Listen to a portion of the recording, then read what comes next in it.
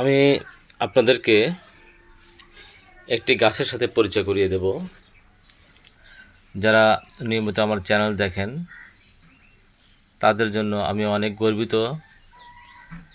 আপনারা আমার পাশে থাকেন, যার কারণে আমি অনেক উৎসাহ উদ্দীপনার সাথে এই চিকিৎসা দিয়ে থাকি এবং বিভিন্ন গাছগাছালির সাথে পরিচয় করিয়ে দিয়ে থাকি। এই ভিডিওতে যে ছবিটা দেখছেন, যে গাছটা দেখা যাচ্ছে, এই গাছটার নাম হলো কুলেখাড়া। আপনি কুলেখাড়া শাক বললেও ভুল হবে না।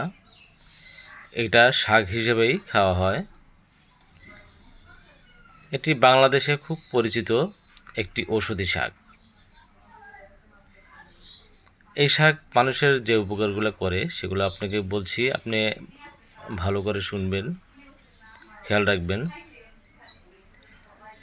এই শাক যাদের রক্ত দুর্বলতা আছে, রক্ত কম আছে শরীরে, যে পরিমাণে রক্ত একটা মানুষের থাকা উচিত, অনেক সময় সেই রক্ত থাকে না।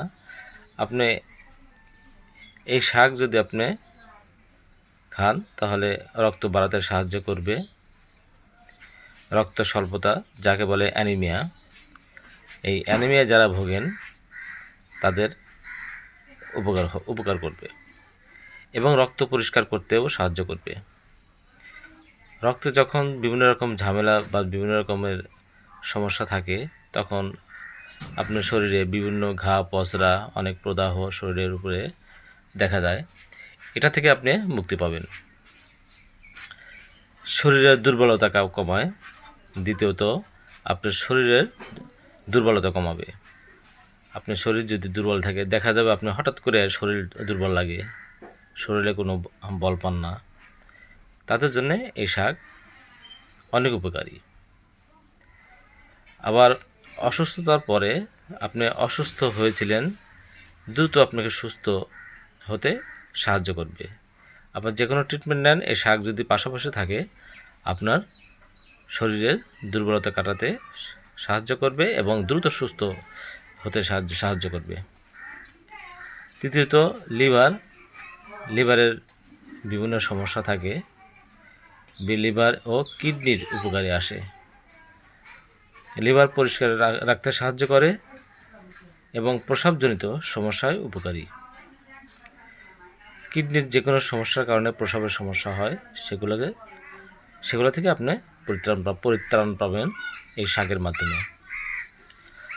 ক্ষত ও প্রদাহ কমায়। এই পাতা যদি বেটে আপনি যেখানে ক্ষত হয়েছে সেখানে যদি লাগাতে পারেন, বা ফুলে গেছে যে কোনো কারণে, সেই ফোলা কমাতে সাহায্য করবে। এটি কিভাবে খেতে পারবেন? খাওয়ার উপায়: এটি শাক হিসেবে ভেজে বা রান্না করে খাওয়া যায়।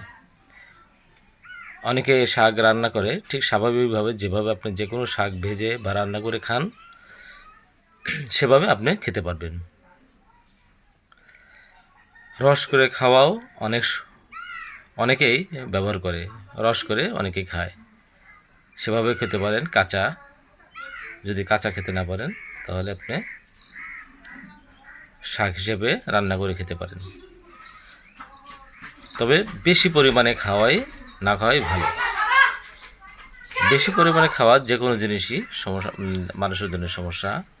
আপনি যে কোনো শাক বলেন, ভাত বলেন, মাছ বলেন, মাংস বলেন, স্বল্প পরিমাণে, যে পরিমাণে শাক আপনি ভাতে খান তার সাথে একটু কম খেলেন। এভাবে যদি আপনি নিয়মিত প্রতিদিন একবার দুপুরে যদি আপনি খাওয়া শুরু করেন, এই ধরনের সমস্যা থেকে আপনি পরিত্রাণ পাবেন। বিশেষ করে আপনি যদি এই সবজি খেতে চান তাহলে অবশ্যই ডাক্তারের বা কবিরাজের পরামর্শ নেবেন। ধন্যবাদ।